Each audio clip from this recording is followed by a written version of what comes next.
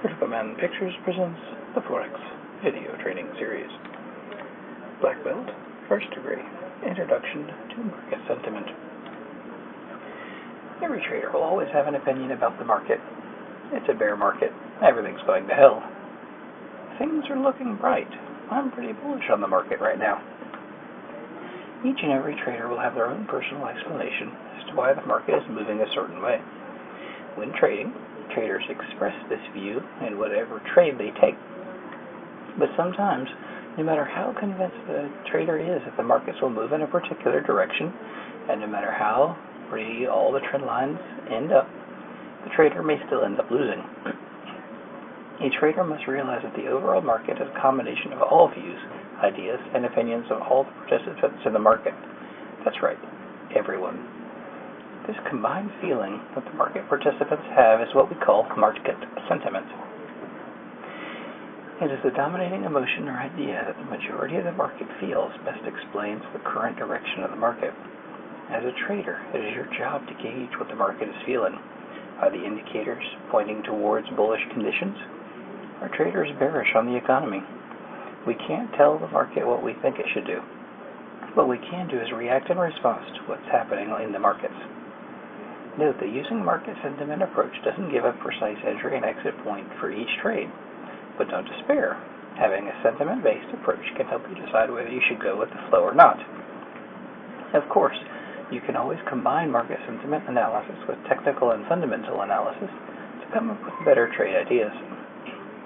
In stocks and options, traders can look at volume traded as an indicator of sentiment.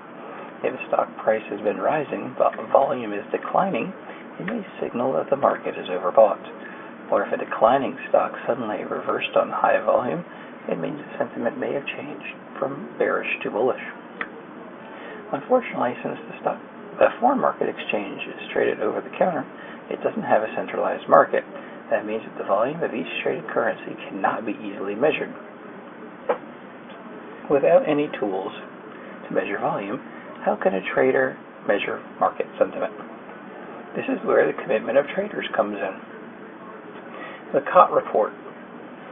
The Commodity Futures Trading Commission, or CFTC, publishes the Commitment of Traders Report, COT, every Friday around 14:30 Eastern Standard Time, U.S.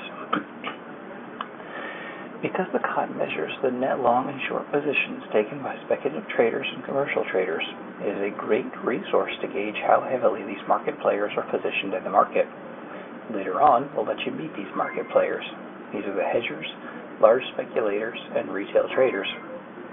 Just like players in a team sport, each group has its own unique characteristics and roles. By watching the behavior of these players, you'll be able to foresee incoming changes in market sentiment. You're probably asking yourself, why in the fuck do I need to use data from FX futures market? Doesn't the spot FX market have a report that measures how currency traders are positioned? I'm a spot FX trader. Activities in the futures market doesn't involve me. Well, remember, since spot FX is traded over the counter, transactions do not pass through a centralized exchange like the Chicago Mercantile Exchange. So what's the closest thing we can get our hands on to see the state of the market and how the big players are moving their money? Yep, you got it. The Commitment of Traders report from the futures market.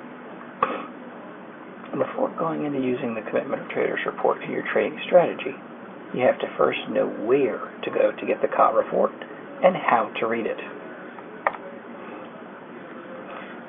Open up your browser and point it to the following address.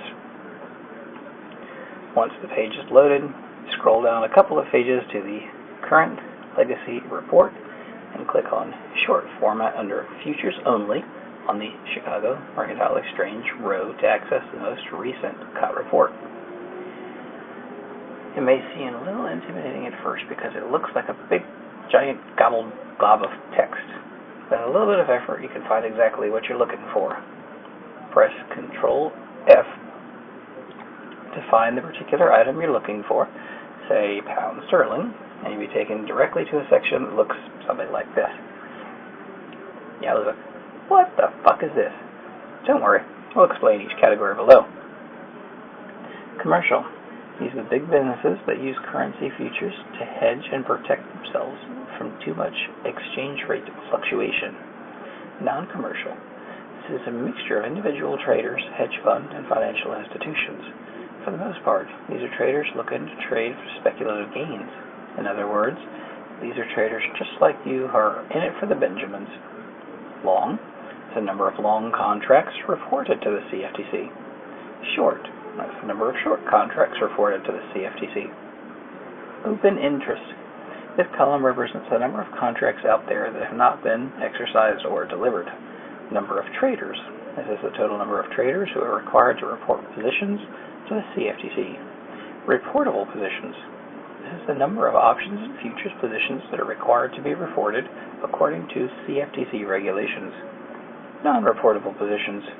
Open interest positions of traders that do not meet the reportable requirements of CFTC, like retail traders. If you want to access all available historical data, you can view it here. You can see a lot of things in the report, but you don't have to memorize it all. As a budding trader, you will only be focusing on answering the basic question, what is the market feeling this week?